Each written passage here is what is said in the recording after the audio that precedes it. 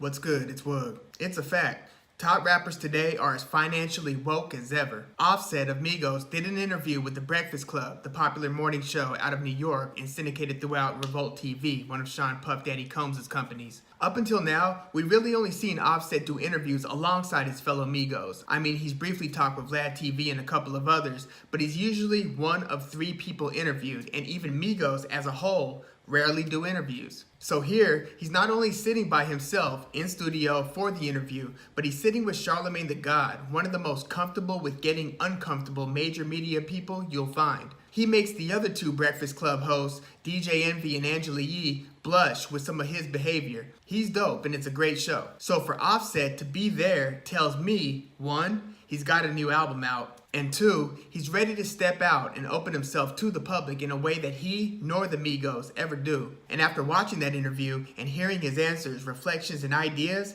I believe him when he says late in the interview that he wants to make $100 million, that he wants to make more off of his investments than he's making right now at the peak of Migos' commercial success. In a genre whose mainstream has been the global trendsetter of pop culture, fashion, and language, Migos is among the most influential. And there's an irony in that a member of rap's hottest and flashiest group is also sounding more like a financial self-help author than a young entertainer. Offset expressed this long view that most people don't discover until it's too late. To be in a position where most would continue to spend more and more money, he mentioned his plan of dialing it back now and focusing on what'll earn him passive income over time. He described his level of shock in finding out that condos in different parts of Atlanta were selling for what him, his peers, and even people with less money were spending on cars. And he's saying, F the BS, let me get 10 of those. That's another irony. Today's mainstream rap preaches a lot of gotta have it, gotta get it, gotta spend it. Offset was talking about the commitment and sacrifice required to invest well. You don't have to become addicted to buying more and more cool, expensive shit. Imagine if MC Hammer, Mike Tyson, or TLC, three entertainers that famously had a lot of money and then went broke, had committed to that when they were at their commercial height and were financially nurtured by their mentors and by the executives around them in the way that the people at Quality Control, or QC, are schooling their talent. Quality Control, by the way, is the label and home to Migos, Lil Baby, Lil Yachty, City Girls. They'll be on your map soon, trust.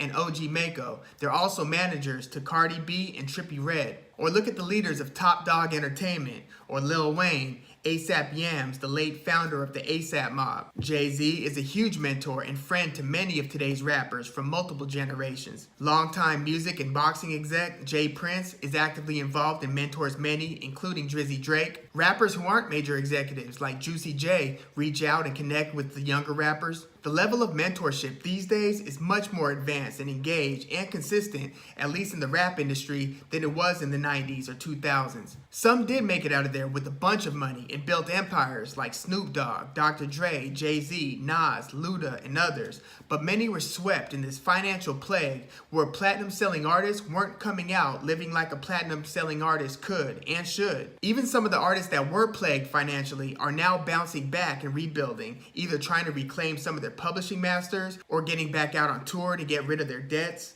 This has all been a gradual process. The eras of Atlanta rap, from Outkast to Goody Mob to Luda to Lil Jon, then T.I., then Young Jeezy to Gucci Mane and 2 Chainz and so forth, have grown step by step to where the next class is coming into the game more up on game. Here on the West Coast, the YG generation was better groomed for financial success than the era of Daz and Corrupt, the Dog Pound, even though Daz specifically hustled his ass off with his music releases. Look up his discography of albums and collaboration albums. I personally think that Eazy-E remaining alive would have prevented a lot of this financial despair for 90s rappers, but that's another topic. Rappers today are also making tremendous efforts in giving back to the community. True activism, opening schools, giving to their local neighborhood schools, creating all types of funds, scholarships, and donations. 21 Savage, also from Atlanta, is literally opening a financial literacy program. Look at the moves that Nipsey Hussle's been making. Meek Mill has committed to taking on prison reform.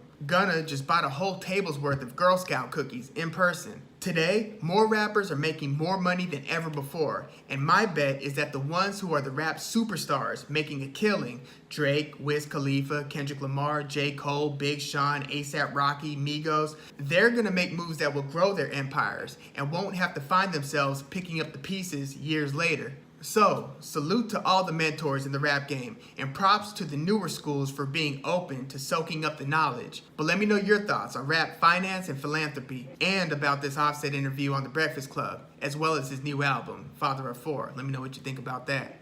I'm Woog. Thanks for tuning in.